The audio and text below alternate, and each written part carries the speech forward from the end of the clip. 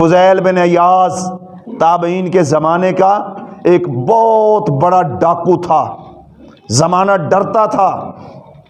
ایک رستہ تھا خراسان کا، وہاں سے رات شام ہوتی تھی اور رستے جو ہے وہ ویران ہو جاتے تھے خراسان کے۔ کیوں؟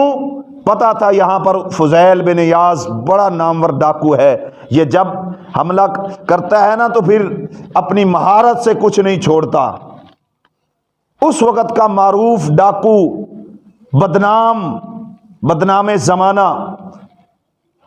ایک دفعہ ایسے ہوا، ایک لڑکی دیکھی اس نے، لڑکی کے اوپر فریفتہ اور عاشق ہو گیا، بڑی اس نے طور طریقے اپنائے، لیکن وہ لڑکی اللہ کی بندی اس کے ہاتھ جال میں نہیں پھنسی۔ ایک رات اس نے پلاننگ کی کہ چلو ویسے نہیں پھنستی تو میں اس کے گھر کی دیوار پھلانگ کے اس کی جا کے عزت تار تار کرتا ہوں۔ رب کا کرنا ایسا ہوا کہ دیوار پہ اس نے قدم رکھا، ادھر سے گھر سے آواز آ رہی تھی، الم یأن للذین آمنوا ان تخشع قلوبهم لذکر اللہ وما نزل من الحق ولا يكونوا كالذین اوتوا الکتاب من قبل فطال علیہم الامد فقست قلوبهم وکثیر منهم فاسقون۔ یہی آیت مبارکہ سورۃ الحدید کی تلاوت کی جا رہی تھی۔ عربی جانتا تھا، خود عربی بولنے والا تھا، اور وہی قرآن کی آیت جو ہے اس کے دل کے اوپر اثر کر گئی۔ اللہ تعالیٰ ڈائریکٹ اس کو جیسے ایسے اسے لگا جیسے اللہ تعالیٰ ڈائریکٹ مجھے کہہ رہے ہوں کہ ابھی تک تیرے دل کے ڈرنے کا وقت نہیں آیا، ابھی تک تیرے توبہ کا وقت نہیں آیا، ابھی تک تجھے حق سمجھ نہیں آیا۔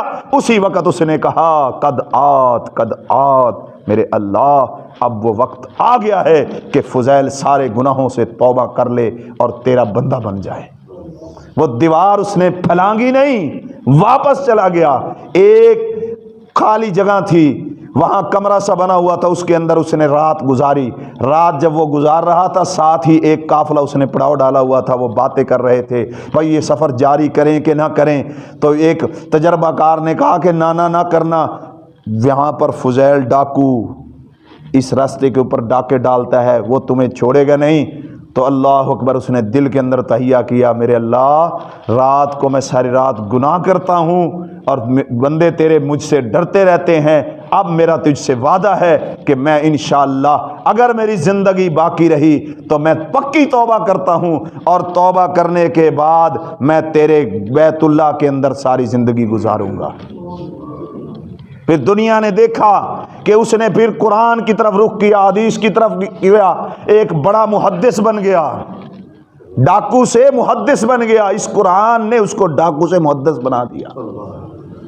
اور اس کا سیر اعلام النبلاء کے اندر آج میں پڑھ رہا تھا، حیران تھا کہ ڈاکو، اور کہاں سیر اعلام النبلاء کے اندر اس کو جگہ دی اللہ نے، وہاں اس کا تذکرہ، محدثین کی کتابوں کے اندر اس کا تذکرہ، اللہ اکبر۔ اور پھر اس نے اہل علم کے ساتھ زندگی گزاری، اور پھر کیا ہوا، باقی زندگی جتنی بچی اس نے حرم کے اندر گزاری، بیت اللہ کے اندر گزار دی۔ بھائیو ایسی زندگی ہونی چاہیے۔ اللہ تعالی ہم سب کو گناہوں سے محفوظ فرمائے، اور مجھے اور آپ کو توبہ کی توفیق عطا فرمائے۔